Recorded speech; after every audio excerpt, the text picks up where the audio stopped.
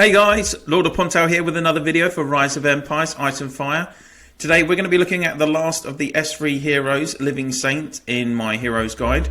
Let's go straight in. So Living Saint is a cavalry hero, ranged hero. So she's suitable for middle or back rows, but I would suggest that you definitely want to be putting her on your back row, guys. As you can see, I do have Living Saint and I've got her maxed in my account. So let's have a look at her skills.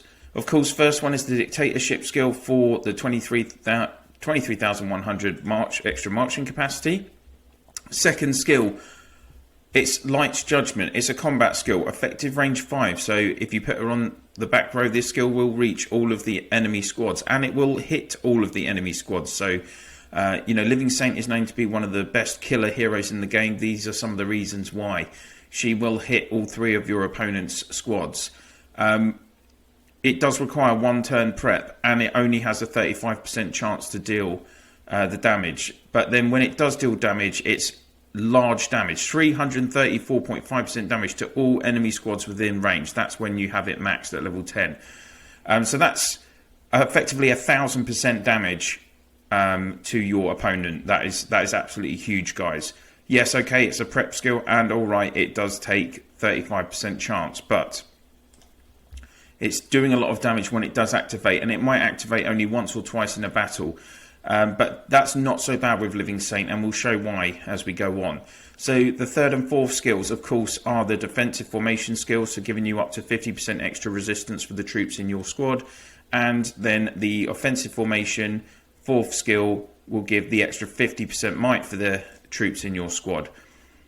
Let's have a look at her second hero-specific skill, Iron Crusade. Another combat skill. Again, the effective range is 5, and again, it will hit all 3 enemy squads.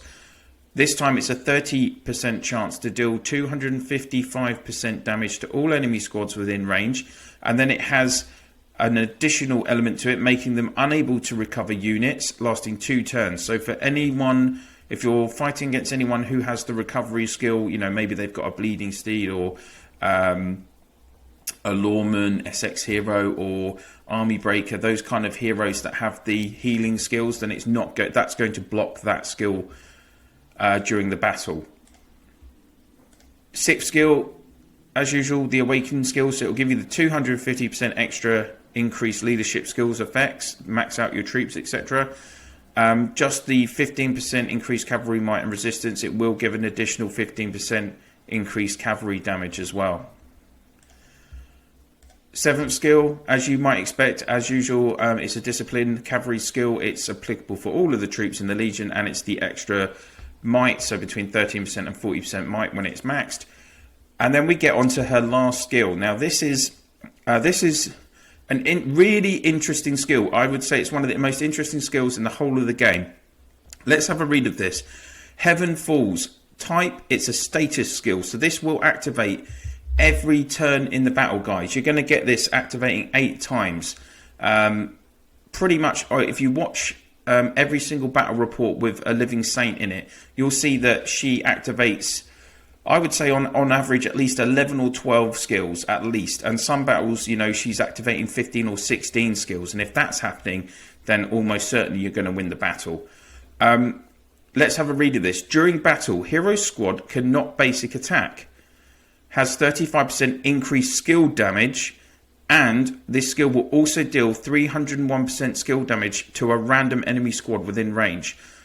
So, this is targeting her own squad because A, it's going to increase the skill damage, and it's going to increase that her skills do, and it's going to stop the troops in her squad basic attacking. Now that is kind of like a net that it's a weird one, this one, because if the troops aren't doing basic attacks, then you're missing out on that element. But I think the fact is that it's giving that extra 35% increased skill damage, and you're guaranteed this additional damage every turn because it's a status skill.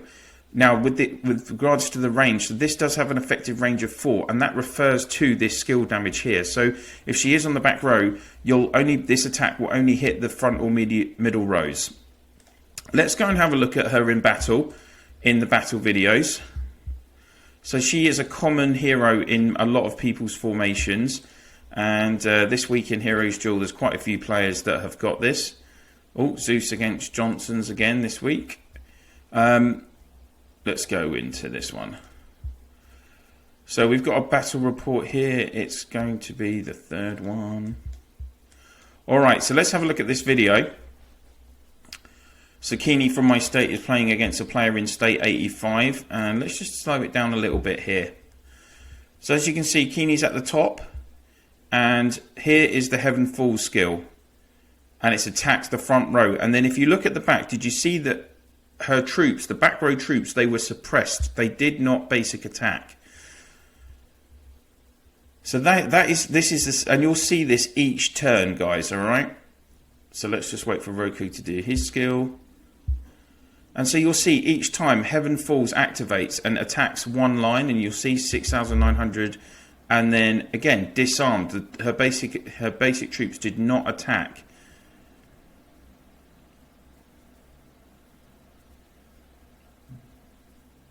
So let's speed this up a little bit.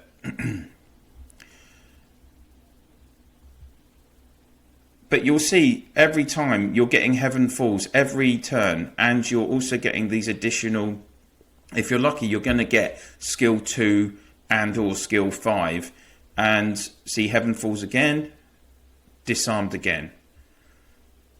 And it does, these Heaven Falls skills, it does do significant damage. We're coming round to her again. We've got Heaven's Judgment. And so it does a lot of, these skills do a lot of damage, guys. Oh, and you've got a triple here. And those skills did an awful lot of damage to the opponent in that moment. So as I've been talking continually during my hero guides, you know, it's important. The difference between the top level heroes, particularly these killer heroes, are that these skills are guaranteed to work, and that when you're looking at back row ranged heroes, they are your killers in your legion, and they're the ones that are effectively going to get the kills that win you the battle. Your front row hero is doing the defending, keeping that front row troops alive. Your middle row is suppressing your opponent with various debuff skills, and also supporting, buffing the rest of your troops. So let's have a look at the skills in that round. So the opponent, Cincinnatus, only used skills once, no kills. Zoro, 7 skills used, 36,000 kills. Witch Hunter, 3 skills used, 35,000 kills. Warlord, 6 skills, but again he's defensive, so no kills. Roku used 5 skills and picked up nearly 49,000 kills. Living Saint, 14 skills used, 191,000 kills, guys. That is absolutely huge. And that is why she is such a real killer, because of this 8th skill, the status skill, that is activating many times. Let's just have just to prove my point, I won't watch another video, but we'll just quickly have a look into here.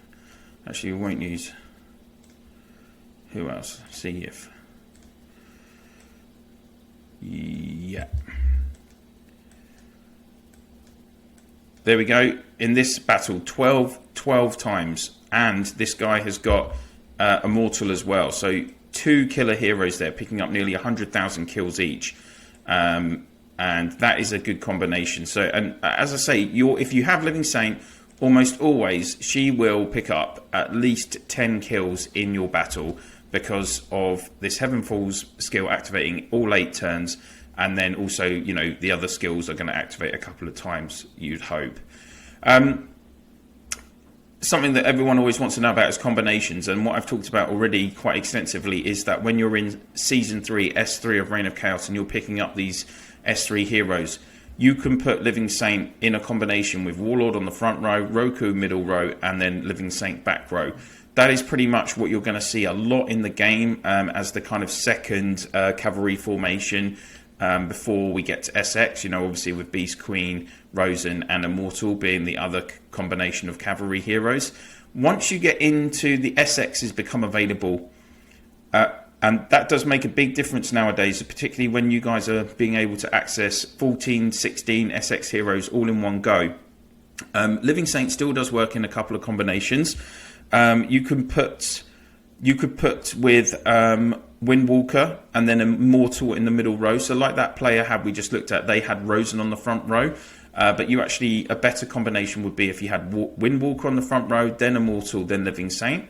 You can also go with Lawman, SX3 Cavalry Hero, with a Warlord in the middle and then a Living Saint. That would be a very defensive, strong, well-balanced unit, with Living Saint doing a lot of kills. And then lastly, you're going to also be able to do Lawman, Immortal and Living Saint.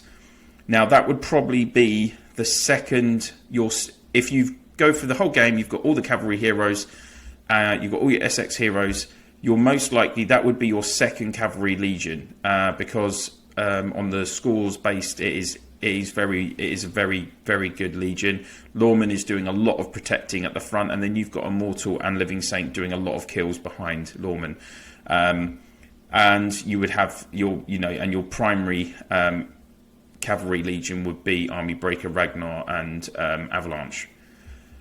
So there you go, guys. That is everything that I want to talk about Living Saint today. So that is the S3 heroes finished in my series on the heroes. And next up, we are going to be looking at S4. So we'll be looking at Desert Storm in the next video, who's a footman hero, really meta back row footman hero. So we're going to be covering him and seeing what he does as well. Thank you very much for watching. If you haven't already, please do click on the subscribe, ring the bell, and I'd be really grateful if you could share my channel in your Alliance chats, Province chats, on WhatsApp, Line, Discord, whatever you use to communicate with your teams in the game.